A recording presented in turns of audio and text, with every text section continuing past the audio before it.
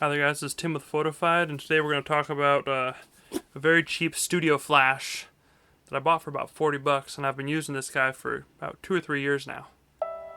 Let's talk about it.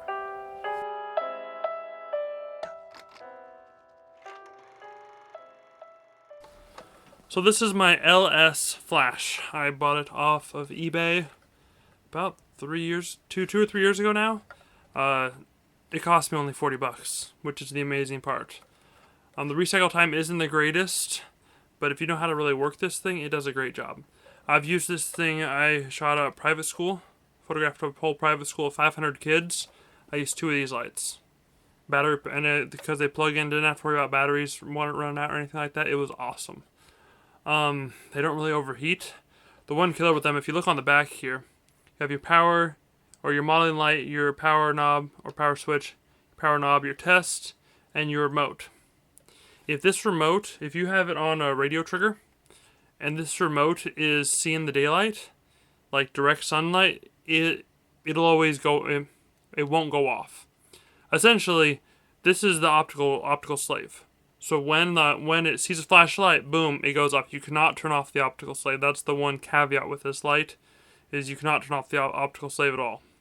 So I've had to put a little piece of tape over here if I'm ever out in the sun and doing situations like this. I've done 6 martial arts studios with mainly these lights. One time Jason let me borrow his really fancy light that was battery powered and had much better recycle time. But overall, these do a pretty stinking good job. And for 40 bucks, if you just want to learn some studio light and you don't like AA batteries, you don't want to buy a Yongnuo flash for some reason, this thing is a great option. Yeah, I've used this thing a lot. None of the bulbs have burned out for me, which has been great. I have 3 of these now. And yeah, as far as for studio lights go, for flash especially, I don't have any desire to upgrade to anything more fancy, even though there's a bazillion things more fancy. Anyways, let's check out the recycle time. Just want to state this thing comes with a really, really long extension cord. It's like 20 feet, which is awesome. Okay. So here we are, all plugged in. Turn it on now. As you can see, it's ready to go. I can turn up to full power shot.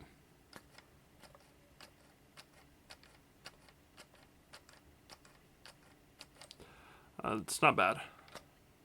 I won't redo it. Yeah, the capacitor charges once it goes off. It has a modeling light, which is tungsten balanced. So, see? Super bright compared to what I got going on here. And actually I almost never used the modeling light. But yeah, this flash is pretty awesome. I actually put a little piece of Velcro right up here because I have the RF603 triggers. I've had these guys for years. Put a piece of Velcro on the back there. Stick this on like that. This flash does come with a very long sync cable with a classic plug-in back there. I did not have very much luck with this, so I spent an extra $4 and bought this. This is a sync cable that has a screw connector on the back. So I simply screw this in back here, put the sync cable in, and then it'll go off when I put this in.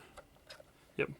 And then I pretty much don't have to think about this. This thing has been incredibly reliable for me.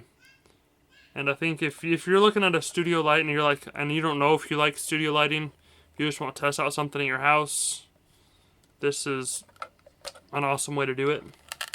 It's only like 40 bucks, which is dirt cheap. And like I said, I've used these on a lot of paid shoots. So if you haven't already, check out the LS flash. It is the J-Stink K series studio strobe. Check it out today. Anyways, I like it. It does the job. It's not fancy. It has no bells and whistles. Does the job. Anyway, guys, this is Tim with Photofied with a piece of cheap gear that I've used for years now. And I think you should check it out if you're interested.